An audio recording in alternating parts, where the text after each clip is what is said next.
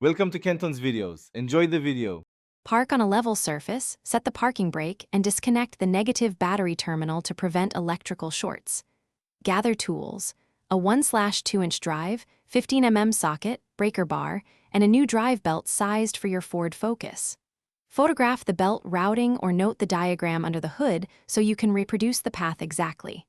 Wear gloves and safety glasses and chalk the rear wheel. Keep a container for small fasteners, and set the vehicle in a safe, well-lit workspace. Locate the serpentine tensioner and position the 1/2-inch drive breaker bar on the tensioner square. Release tension slowly and hold it while you remove the belt.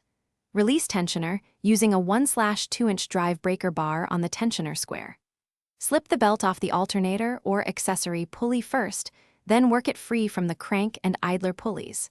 Slide the belt off pulleys, starting with the alternator pulley. Inspect pulleys and tensioner for play or damage, and replace any worn components before installing the new. Compare the new belt to the old one to confirm length and rib alignment, then route new belt following the diagram, leaving the tensioner pulley for last.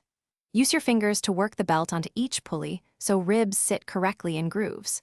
Use the breaker bar to rotate the tensioner and seat the belt fully on pulleys, then release the tensioner slowly. Reconnect the negative battery terminal and start the engine to check belt tracking and listen for squeal or misalignment. Tighten any fasteners and recheck after a short test drive. Thanks for watching. Consider subscribing if we helped you.